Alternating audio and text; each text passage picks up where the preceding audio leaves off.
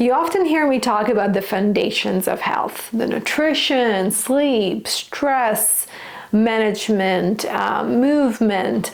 All of those are important things. But let's be honest, we also know intuitively the things that we need to do to make our bodies feel better and healthier. What is tricky is the how to actually do it consistently in our everyday life. And once we get into that how, turns out that there is more depth to things. There is like a foundation to that foundation. And what I'm talking about is actually what makes the tapestry of who we are, and that affects everything in our day-to-day life. That's our values, our beliefs, and the emotions that we're dealing with on a daily basis. And that's what we'll be talking about today.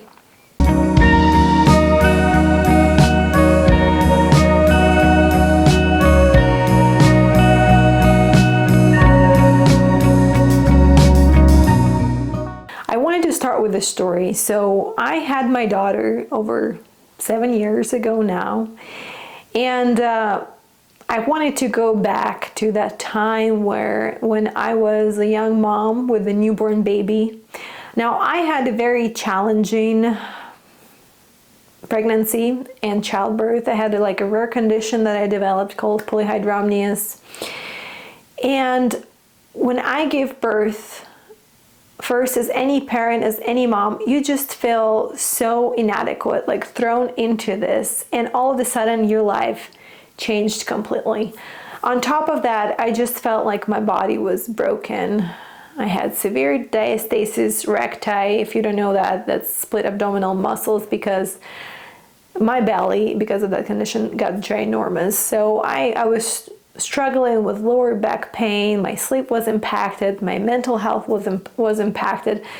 And on top of that, you also now have this tiny human being that is completely dependent on you. And if you are a mom, you know exactly what I'm talking about. And I have to agree, share something vulnerable now, and I can't do it now because I'm over it. It's something in the past that I can now turn back and reflect upon. I've been dealing with different emotions throughout that time, and I've been dealing with resentment. Let me elaborate on that.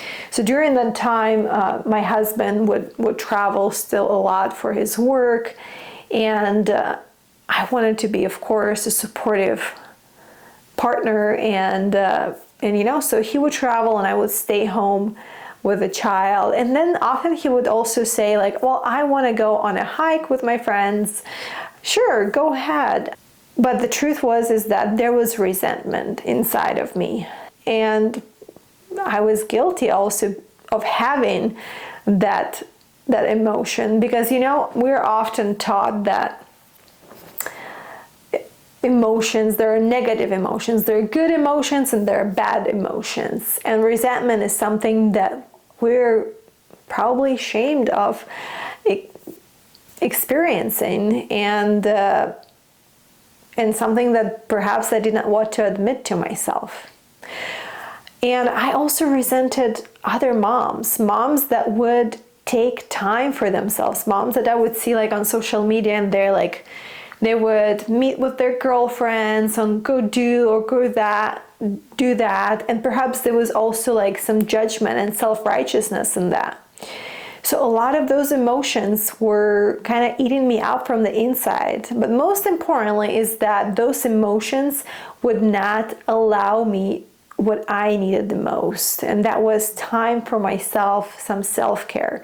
Because my husband would tell me hey, just I can watch our daughter, please go on hikes, do this, do that, take time for yourself, go on a trip, we'll be just fine. But I would not allow it to myself. And it wasn't until later, when my daughter was older, and when I came across this wonderful book by Brene Brown, Atlas of the Heart, I have to say that I'm a huge fan of Brené Brown. Like, her work and her books were life-changing for me. Like, if you think that nutrition and sleep and movement will have big impact on your health, that's true. But there is other much more important work, and I say it's like a surgery of the heart. It's like the invisible surgery. It's figuring out your emotions, why you're experiencing those emotions, and going really deep down and figuring it out. And so when I was reading her book and I came to the chapter on resentment, let me find it. And what she said about it was just like, it took breath out of my chest, because all of a sudden everything became clear to me.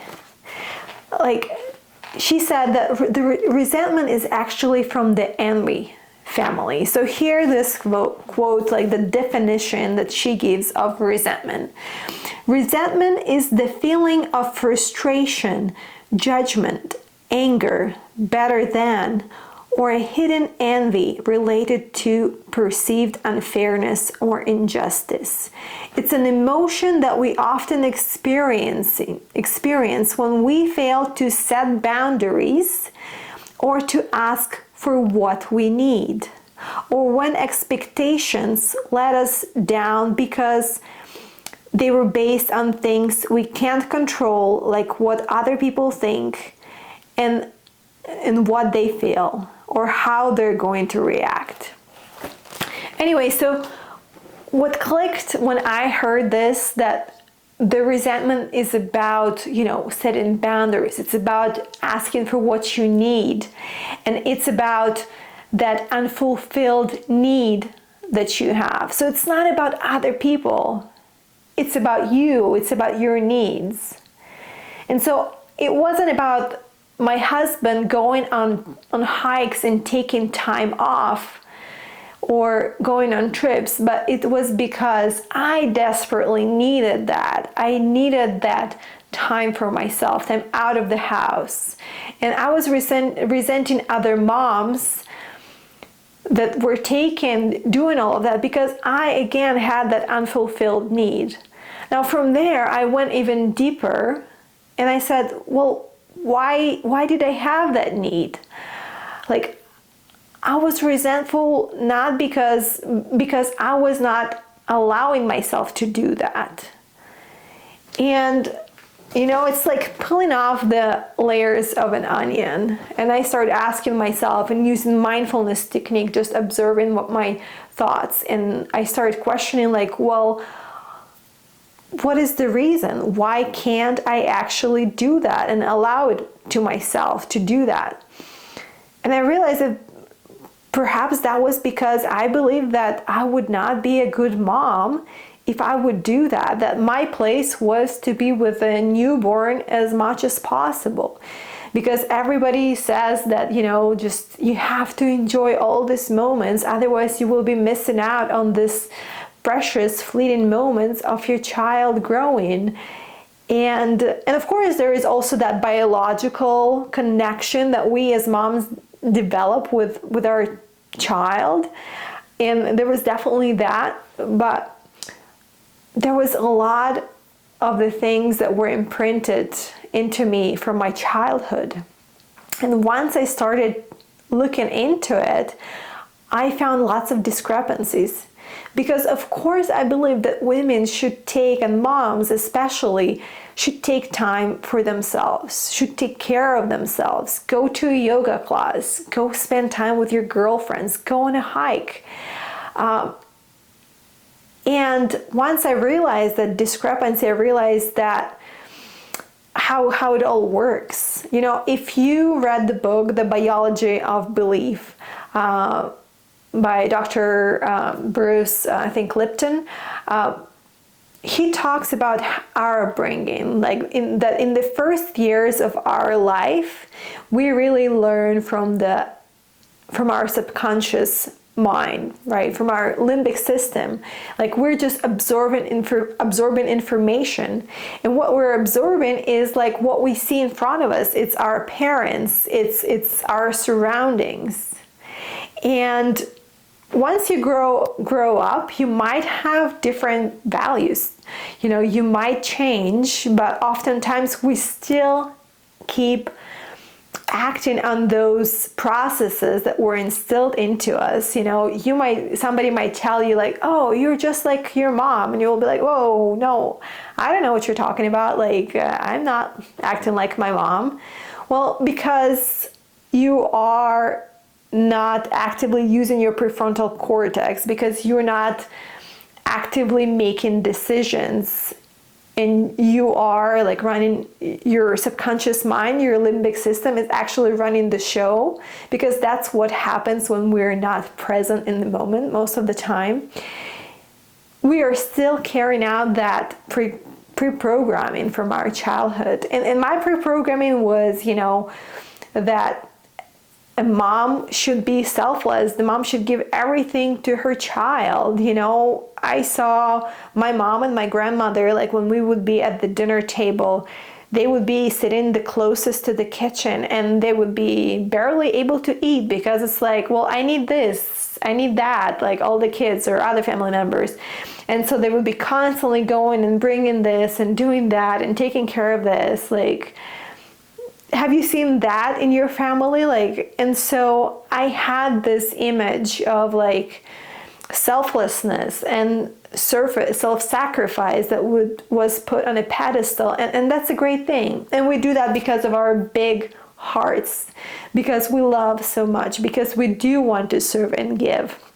But I think oftentimes that brings us to burnout state, running on an empty tank, and not being able to regulate our own nervous system, not being able to rest and nourish ourselves so that we can actually show up and give. And it often creates that vicious cycle. And so for me, I had to be very mindful and conscious of undoing all these things, you know, and making conscious decisions, even though it would be hard at the beginning to, you know, take trips or schedule things away from my daughter, because like somehow that pre-programming was telling me like, you have to be there, like you can't do it, like, and there would be feelings of guilt and shame. And I would just push through it and work through it. And that's how I started to change myself. And I started to say, you know, lay out boundaries. And I started to ask for help, which was very hard. And like, tell me about the things that are hard to do about health. It's not changing your nutrition. It's not going to the gym and starting to exercise. It's actually asking for help, setting boundaries, and learning to say no are perhaps amongst the hardest things that you can learn that will be crucial for your health journey. At least those things were crucial for my own health journey. So some of the things that I've been working on implementing in my house, in my life, in my family are, you know, communicating my needs. My daughter knows, like, you know, if I'm eating oftentimes, you know, I will ask her not to disturb me. I'm having here a moment with my food, and I will tell her, like, unless it's something urgent, I would like to eat in peace, you know. And because, you know, kids, they will run to you and be like, oh, mom, I need this, I need that. And in the past, perhaps I would be like, okay, let me help you. And in this moment, I'm saying, no, excuse me, please do not disturb. I'm having a moment with my food. Like, I'm nourishing my body. I want to chew my food. I want to eat in peace. And of course, it's very hard to do when you have tiny kids. But like, I started doing that as soon as she started growing up and understanding. And the same, like, sometimes, you know, the phrase that you can hear in my house would be like, let me take care of me so that I can take care of you. And now that my daughter is 7, oftentimes she will recognize that I will communicate that I had a busy day, that it was stressful, and she would say, "Mom, why don't you go rest? I think you need rest." And and she will be very protective of my space, and it's very cute. I think like for kids to realize that moms are humans, that moms are not superheroes. We don't have superpowers. We are actually bound by our biology. And so we need adequate quality sleep. We need rest. We need nourishment. And we also need to fulfill ourselves through other means. Like we also just need to do something fun just for ourselves. And I think it's very important for her to see that, and I want her to see that. It's kind of a way of breaking the cycle and changing things up, so that I think she will have a different future too, as a woman and as a mom. And I think it's one thing that I see like a pattern as I work with women, and that's, I think, one of the most important things that are sabotaging our own health is, doing too much, not resting, skipping meals because we're constantly serving and running around and we're too busy and we have no time for ourselves. And so I want to invite you to think about those emotions that you experience, to think about the beliefs, to dig deep down. And if you would like, if you haven't read any work by Brené Brown, I do recommend this book on Atlas of the Heart. There is also an HBO series, like videos about this book, which is also great, that I recommend. And start there, work on those foundations. And I have to say that it's not something that's going to happen over, a short period of time. It's been a long process for me, and it will continue. Like I'm still in the middle of it. And I continue peeling off layers. And I always say, like, it's like I've been actually peeling off layers to reveal who I truly am. I was peeling off all these layers of societal expectations and cultural expectations and whatnot, to reveal like what are my true values and beliefs are, and also learning to navigate emotions, finding the balance, so that all these things, so that this very much foundational things are not sabotaging your everyday life and are definitely not sabotaging your health. So often we just go after, like, you can work so hard on that nutrition and other things, and you buy all the expensive supplements or procedures, whatever it might be. But if you ignore this and you don't do this work, even though it takes a very long time, you're not going to progress as far. At least, like, that's what I think, and that's what I've observed, and that's what I've experienced.